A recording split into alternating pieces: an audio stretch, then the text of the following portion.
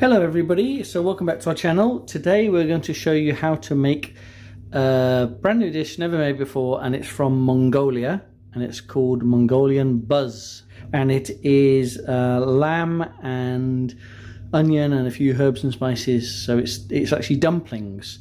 So what I have here in the bowl is about 3.5 to 4 cups of flour. I've got a big tablespoon of salt, and I'm going to add 1.5 to 2 cups of water and mix well to make the dough. So just hold on. So first of all, I'm going to mix the dough properly.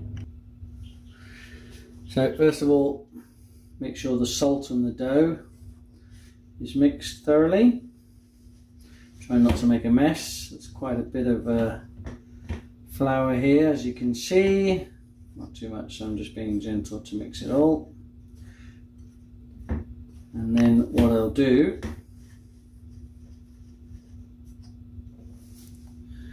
so that's mixed, and now basically make a little well in the middle and start pouring the water. Don't add it all in, just add a little bit in, and then pull the dough in, pull the flour in from the sides, and as you can see it starts to coagulate or come together, and I keep doing that. And then eventually we'll actually have a nice bit of dough.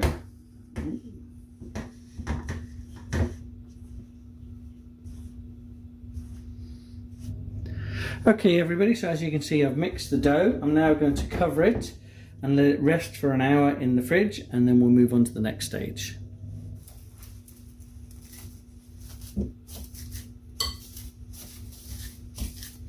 Into the fridge.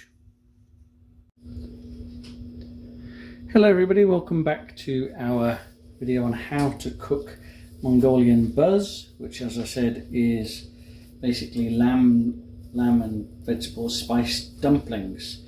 So I've had my dough in the fridge for about an hour, so I'm now going to knead it a little bit.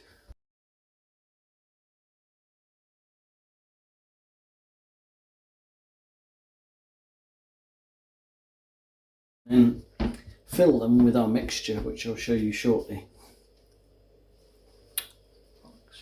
So keep rolling it out until you get a roundish shape. That's okay. It's not too thick.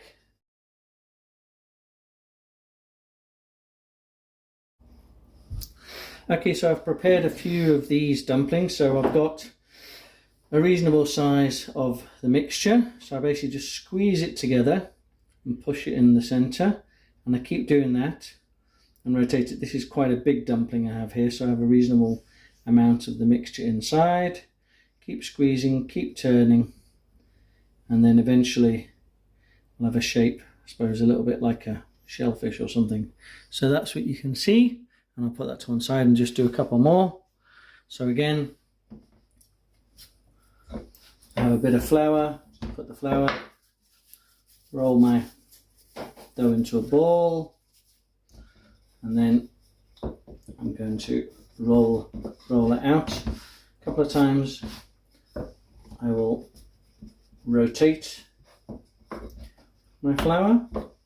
As you can see, it's not quite a round shape, but I can fix most of that by just rolling it out selectively. And as I said, just turn, maybe a tiny bit of flour if I need it.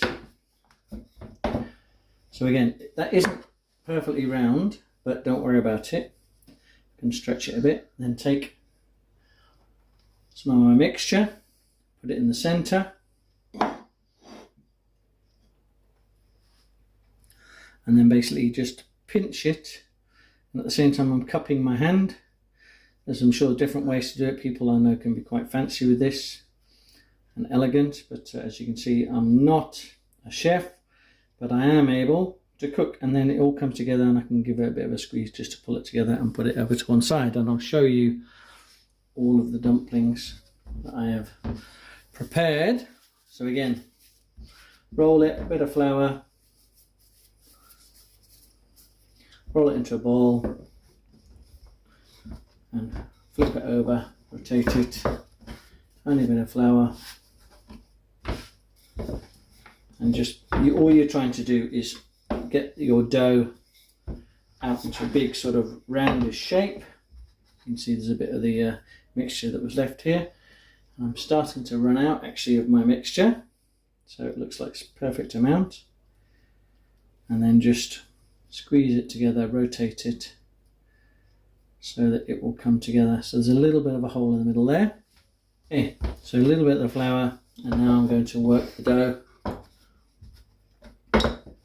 Of course, you can always put a bit more of the flour on your rolling pin.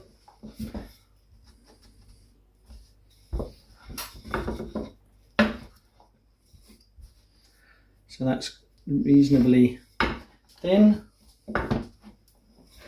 So this is essentially my last bit of mixture.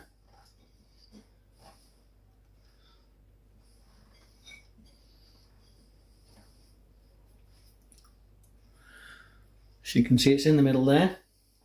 So again, I just squeeze the dough up at the top, pull it up and over as it were, and sort of squeeze it next to the next one, and keep rotating. If some of the mixture tries to get at the top, you can push it back in.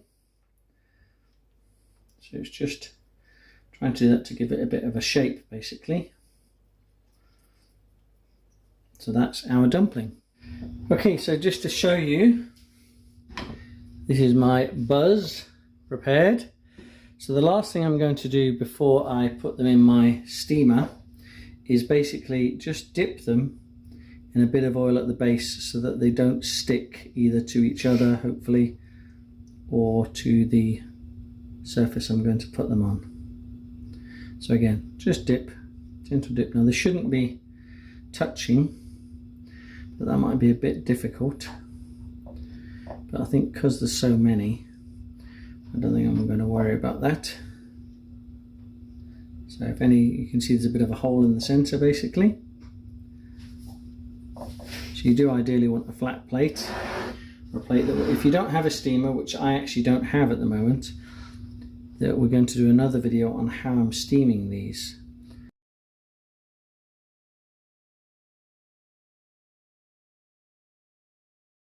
This is the final stage of cooking our Mongolian Buuz lamb dumplings. So I'm about to start steaming them. You can see I made a very short video on what to do if you don't have a steamer. So you can see how I'm actually steaming this in that separate video. So we'll steam these for about 20-25 minutes, maybe a bit longer.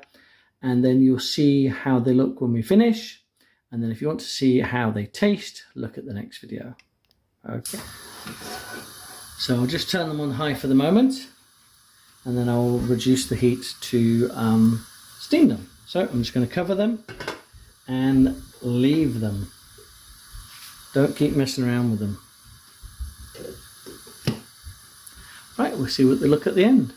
So that is our Mongolian Buuz, which are it's the national dish of Mongolia, and these are basically lamb dumplings. So these are quite bigger than maybe other people might make them, but anyway, that's how I've made them. So like, subscribe and share, and look at our next review video to see how they taste. Bye for now.